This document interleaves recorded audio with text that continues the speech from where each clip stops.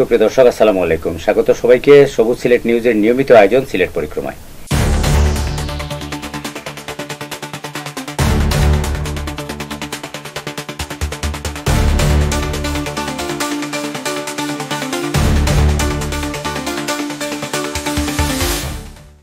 প্রিয় দর্শক, এই অনুষ্ঠানে আমরা সিলেটের গুরুত্বপূর্ণ খবর আপনাদেরকে প্রতিদিন জানিয়ে থাকি এবং এর মধ্যে বাছাই করা দু একটি খবর নিয়ে একজন অতিথির সঙ্গে কথা বলি। আজও আমাদের স্টুডিওতে একজন অতিথি আছেন, যিনি সিলেট ফটো জার্নালিস্ট অ্যাসোসিয়েশনের সিনিয়র সহসভাপতি, দৈনিক জালালাবাদে কাজ করেন এবং সিলেট ট্যুরিজম ক্লাবেরও সভাপতি। সিলেট চেম্বারের পর্যটন উন্নয়ন সাব কমিটি সেটিরও চেয়ারম্যান তিনি। লিটন আপাকে স্বাগত আমাদের স্টুডিও। ধন্যবাদ ফসল ভাই। প্রিয় দর্শক, আজ 16 জুন 2025 সোমবার। যে খবরগুলো আমাদের সিলেটের বিভিন্ন পত্রপত্রিকা, ওয়েবসাইট কিংবা নিউজ পোর্টালে ছিল, গুরুত্বপূর্ণ খবরগুলোর মধ্যে যে খবরগুলো আছে সেগুলো আমরা জানিয়ে দেবো। এখন নিচে পর্যায়ে ছোট্ট একটা বিরতির পর শিরোনামগুলো জানাবো, এরপরে আমাদের অতিথির সঙ্গে কথা বলব।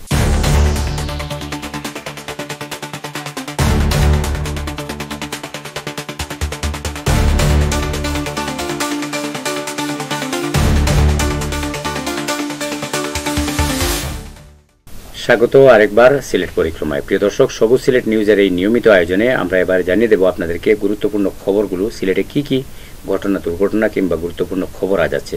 আমরা সিলেটের যে দুজন উপদেষ্টা গতকাল সফর করেছিলেন, তাদের গাড়ি আটকানোর ঘটনায় একটি মামলা হয়েছে এবং এই মামলার জের ধরে এলাকায় এক ধরনের চাঞ্চল্য বিরাজ করছে।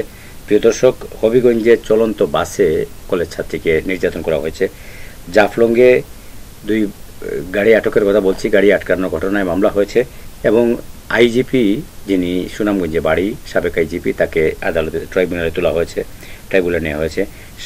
শান্তিগঞ্জে একজনকে গ্রেপ্তার করা হয়েছে, এরকম খবর এসেছে। ওই খবরের পাশাপাশি রূপগঞ্জে, ঢাকার রূপগঞ্জে একজনকে গ্রেপ্তার করা হয়েছে। সিলেটের মানুষ, কিন্তু তিনি প্রতারণার দায়ে গ্রেপ্তার হয়েছেন। এরকম অনেক খবর আছে। এই খবরগুলোর পাশাপাশি আমরা যে খবরগুলো দেখতে পেলাম, যে একজন নারীর লাশ উদ্ধার করা হয়েছে পুকুর থেকে, যার নাম ইসমতারা। এরকম এই খবরগুলো ছাড়াও আমরা যেসব কারণে আজকে আমাদের অতিথিকে আমন্ত্রণ জানিয়েছি, সেটি হলো ঈদের পরে এই প্রথম আমরা কোনো অতিথিকে নিয়ে আপনাদের মুখোমুখি হলাম এবং ঈদ যে 10-11 দিনের যে ছুটি গেছে, সেই ছুটির সময়টা সিলেট ছিল পর্যটকদের রীতিমতো, সব জায়গায় পর্যটকদের আনাগোনা ছিল এবং কেমন কাটলো ঈদ, কেমন কাটলো পর্যটকদের সফর কিংবা পর্যটন ব্যবসায়ীদের দিন বা কেমন কেটেছে, আমরা সেসব বিষয়ে কথা বলবো লিটনের সঙ্গে। লিটন, আমরা এই বিষয়টি আপনার কাছে জানতে চাই, ঈদ কেমন কাটলো আর ঈদের সময় কেমন ব্যবসা বাণিজ্য করেছেন সিলেটের পর্যটন ব্যবসায়ীরা? ধন্যবাদ ফসল আলম ভাই। আমি প্রথমেই আন্তরিক ধন্যবাদ জানাচ্ছি সবুজ সিলেট পরিবারকে এরকম একটি আয়োজনের জন্য, আর এরকম একটি আয়োজনে সবুজ সিলেট পরিক্রমা অনুষ্ঠানে আমাকে আমন্ত্রণ জানানোর জন্য। সবুজ সিলেটের সম্পাদক সহ এই পুরো অনুষ্ঠানের কলাকৌশলী সবাইকে আন্তরিকভাবে ধন্যবাদ এবং মোবারকবাদ জানাচ্ছি। ফসল ভাই, আপনি জানেন যে সিলেট বাংলাদেশের অন্যতম পর্যটন নির্ভর একটি ডেস্টিনেশন। বাংলাদেশের পর্যটকরা যখন কক্সবাজার এবং রাঙ্গামাটি, বান্দরবন, পার্বত্য চট্টগ্রাম দেখা শেষ হয়ে যায়, তখন তাদের সবারই পছন্দের তালিকায় থাকে সিলেটের সবগুলা স্পট প্রকৃতি নির্ভর এবং সীমান্ত নির্ভর। যেহেতু সিলেটের পর্যটন বর্ষা মৌসুমে শুরু হয়, আমাদের এই ঈদের ছুটিতে বর্ষা মৌসুম শুরু হওয়া, এই দুটো একসাথে হওয়ার কারণে এবার সিলেটের পর্যটনের উপস্থিতি অনেক বেশি ছিল। দু একটি অনাকাঙ্ক্ষিত ঘটনা ছাড়া সিলেটের পর্যটন, ঈদ মৌসুমে সিলেটের পর্যটন এবং মানুষের ঘোরাঘুরি অত্যন্ত আনন্দদায়ক এবং ভালো ছিল।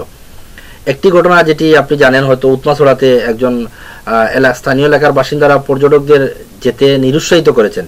এই বিষয়টি ইতিমধ্যে স্থানীয় প্রশাসন এবং আমরা যারা পর্যটন উদ্যোক্তা আছি, আমাদের মাধ্যমে এটি সমাধান হয়েছে।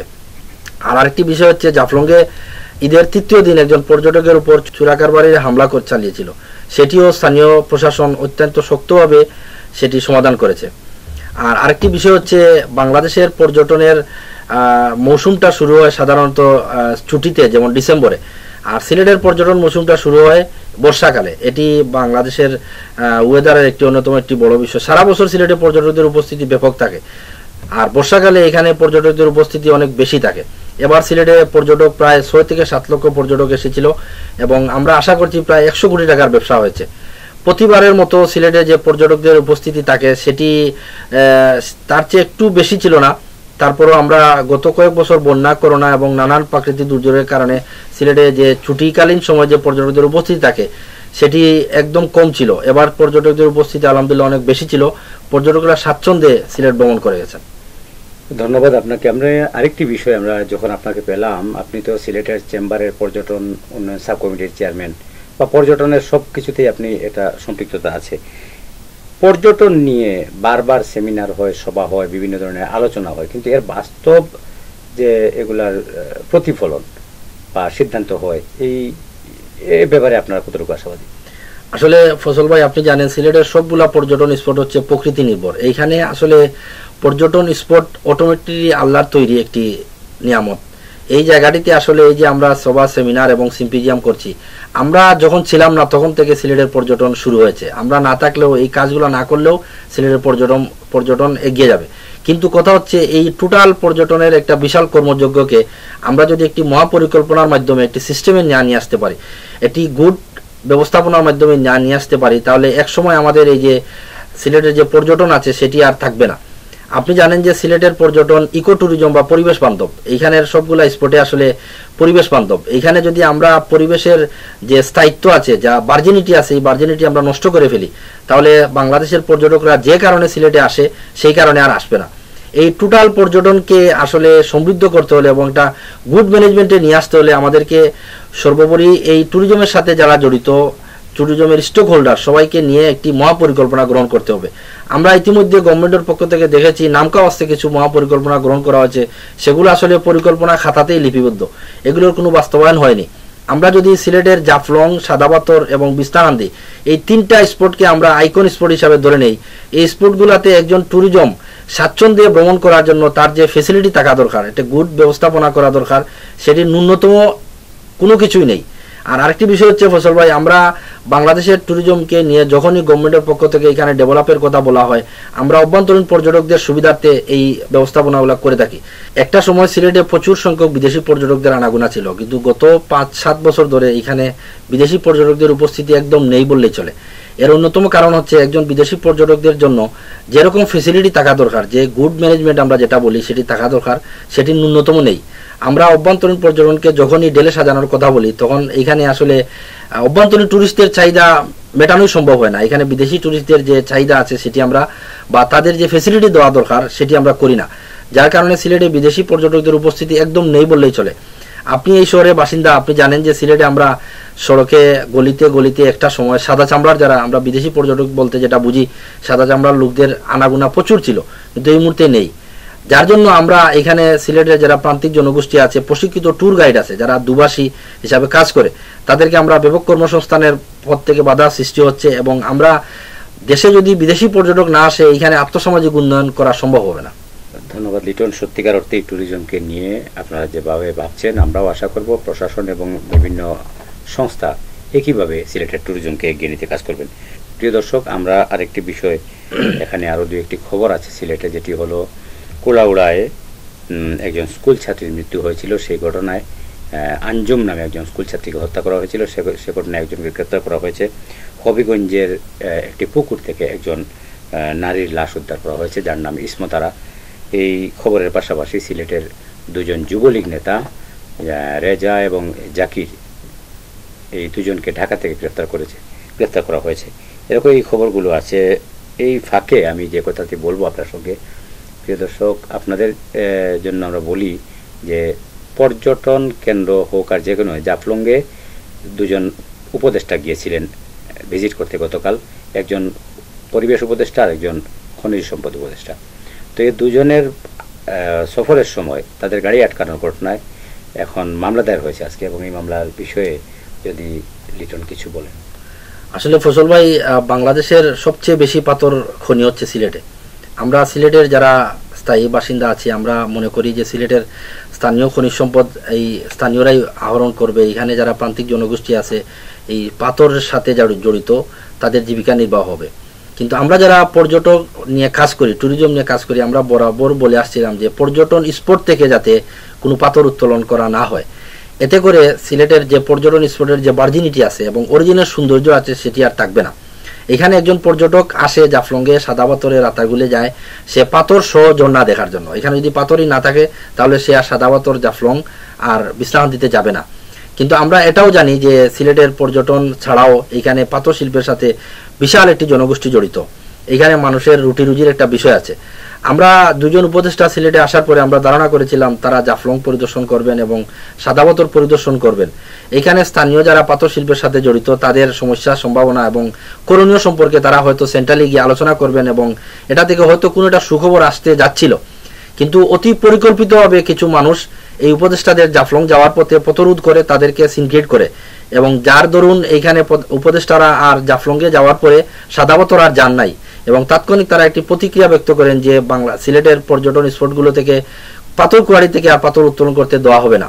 আমরা মনে করি হয়তো ওনারা একটি নিয়ে ঢাকায় নিয়ে হয়তো আলোচনা করলে অনেক পজিটিভ কিছু পাওয়া যেত।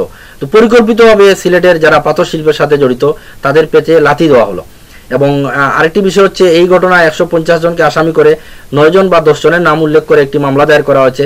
ইতিমধ্যে মামলার আসামিদের খোঁজার জন্য পুলিশ বিভিন্ন জায়গায় রেড দিচ্ছে, এবং আপনি জেনে আরো খুশি হবেন যে বিএনপি যুবদলের পক্ষ থেকে যার নাম সবচেয়ে বেশি আলোচিত হচ্ছিল সেই ব্যক্তিকে ইতিমধ্যে যুবদলের পক্ষ থেকে বহিষ্কার করা হয়েছে এবং আরেকজন ব্যক্তিকে শোকজ নোটিশ দেওয়া হয়েছে। এবং আমরা আশা করছি যারা এখানে দলীয় পরিচয় ছিল তাদের ব্যাপারে তাদের দল এবং তাদের কর্তৃপক্ষ একটি ভালো ব্যবস্থা নিবে। এবং আমরা প্রশাসনের কাছে দাবি জানাচ্ছি যে এই যে অনাকাঙ্ক্ষিত ঘটনা, যেটি আমাদের সিলেট একটি আতিথ্যপরায়ণ এলাকা, এখানে একজন উপদেষ্টা বা যে কোনো একজন অতিথি আসলে আমরা তাদের সাথে অতিথির মতো আচরণ না করে একটি সিনক্রেট করার কারণে আমাদের সিলেটের ইমেজ ক্ষুণ্ণ হয়েছে। এবং আরেকটি বিষয় হচ্ছে গতকালই আজকেই সম্ভবত বিভিন্ন কাঁসার মেশিন সহ যারা পাথর উত্তোলন করতে যাচ্ছিলেন অনেকগুলো মেশিন জব্দ করা হয়েছে।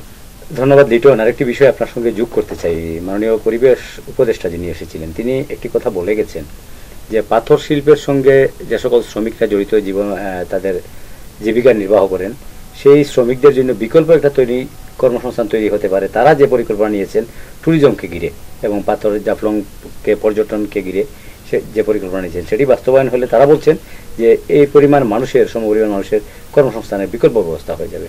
এই বিষয়টি কি বলে দিচ্ছে? ফসল ভাই, সিলেটের পর্যটন অনেক সমৃদ্ধ। এখানে প্রায় 50 থেকে 70 হাজার প্রান্তিক জনগোষ্ঠী আছে যারা সরাসরি পর্যটনের সাথে সম্পৃক্ত।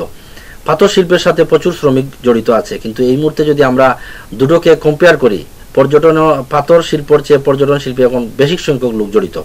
সুতরাং এইখানে পাথর শ্রমিকদের বিকল্প কর্মসংস্থান যেভাবে হবে ঠিক তদ্রূপ যারা পর্যটনের সাথে জড়িত, যদি পর্যটন আরো সমৃদ্ধ হয়, এইখানে যারা পর্যটন শিল্পের সাথে জড়িত প্রান্তিক জনগোষ্ঠী তারাও লাভবান হবে। ধন্যবাদ। আমরা আশা করব যে সবকিছু মিলিয়ে সব শেষে যেটি হবে সেটি হবে মানুষের ভাগ্যের পরিবর্তন। এই প্রত্যাশা রইল। প্রিয় দর্শক, আমরা আরেকটি বিষয় আপনার সঙ্গে কথা বলবো করোনা পরিস্থিতি নিয়ে। একটি খবর দেখলাম যে 2 জন শনাক্ত হয়েছেন, একজনের অবস্থা আশঙ্কাজনক। এ বিষয়ে তো আপনিও কিছু তথ্য সংগ্রহ করেছেন।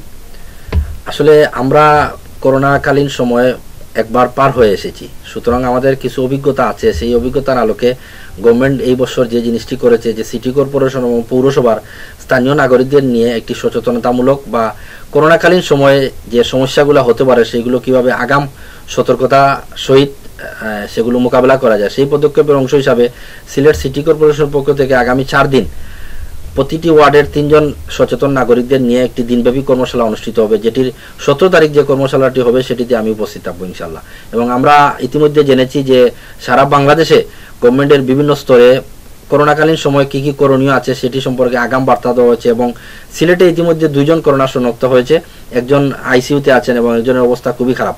এই মুহূর্তে গভর্নমেন্টের পক্ষ থেকে বলা হয়েছে করোনাকালীন যারা টিকা দিয়েছেন তারাও এটার যেহেতু নতুন ভার্সন এটাতে আক্রান্ত হতে পারেন, সুতরাং সবাইকে মাস্ক পরিধান এবং সচেতনতার মাধ্যমে এই করোনাকালীন যে পদক্ষেপ আছে সেটিতে অংশগ্রহণ করা। ধন্যবাদ লিটন। আমরা আপনাকে অসংখ্য ধন্যবাদ যে করোনা পরিস্থিতির যে চিত্রটি তুলে ধরলেন এবং তারা যে প্রস্তুতি নিয়েছেন সে বিষয় সম্পর্কে আমাদেরকে জানিয়েছেন। আমরা সচেতনতার উপর জোর দিয়েছেন। আমরা আশা করব সরকারের পদক্ষেপে সবাই সাড়া দেবেন। এরই সঙ্গে শেষ করছি আজকের আয়োজন। আগামীকাল একই সময়ে সিলেটের অন্য কোনো অতিথিকে নিয়ে সিলেট পরিক্রমায় হাজির হব। সেই প্রত্যাশায় ভালো থাকুন, সুস্থ থাকুন, সবুজ সিলেট নিউজের সঙ্গে থাকুন।